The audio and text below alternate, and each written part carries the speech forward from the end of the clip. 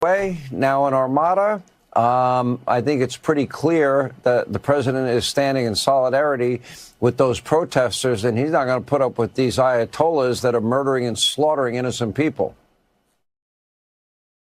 No, I agree with you, Sean. In fact, I just read it's about 43,000 who've been murdered. I don't think we know the exact number because it is a concentration camp, and the lights are off and the communication's off. But we do see video online of the horrendous things that are being done, especially to young women.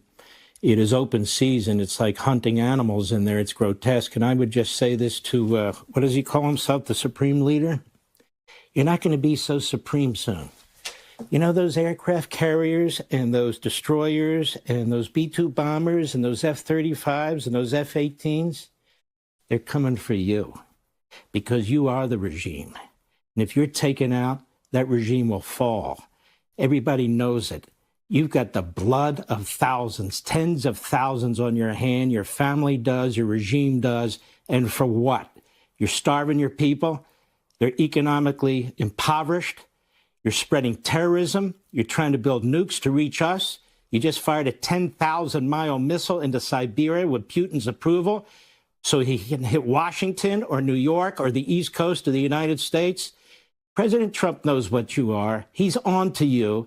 He knows you're a lunatic and a maniac. And I think we're sending the United States Armed Forces to send you back to the 7th century where you belong. You're a barbarian and you're primitive. And as far as the American people are concerned, you're a cancer on the body politic of the whole nation and the whole world. These young people, I urge my fellow Americans to go online and look what they're doing to these young people, to these girls. Look how they're slaughtering them left and right for doing what? Most of them were just walking in the street. That's it. They have snipers, tough guys, you know, tough guys shooting women in the street, shooting children in the street, 15-year-old soccer players and so forth and so on. This is hell on earth. And I understand there are countries like Qatar and Saudi Arabia and the others are saying, you know, you may not want to go after him. You may not want to do this. You may not want to do that. Since when do we take advice from Qatar, a nation of 300,000 people that backs the Muslim Brotherhood, that backs every terrorist organization on the face of the earth? Oh, I know, they've reformed. And since when do we take advice from Saudi Arabia that was behind 9/11? How about they take advice from us? We're the most powerful nation on the face of the earth for a reason. How about they start paying attention to what we have to say and what we have to do?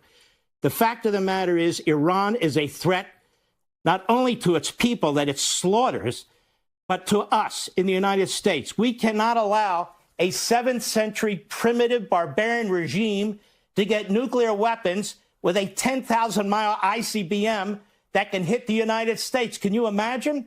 And by the way, it's their foreign minister who said, you can take out our sites, but you can't take out our knowledge. What he means by that is we're not going to stop. And what I mean by that is our great president isn't going to be president forever. There'll be another president one day. And just remember, every president prior to Donald Trump refused to do anything. It's only Donald Trump that did something about it. So I'm worried. I'm worried when he leaves office in 3 years. I'm worried who the next president's going to be, Republican or Democrat, if they're going to have the ability to do something about it. And what? If this regime survives this, it's going to think it can survive anything. The communist Chinese are already moving as many ballistic missiles to them as possible. And they're going to say, we're indestructible. Nobody's going to stop us. Yes, but you are going to be stopped. It's just a matter of time. Do I know for sure? Well, I don't know all the details and all the possibilities, but I know I feel Donald Trump. Do I have inside information? No. I don't need inside information. Just listen to what the man says. If I'm Khamenei, I think I'd take the fastest boat or jet to Moscow now. Otherwise, we're coming to get you. پایان زندگی او یک روز پربرکت است.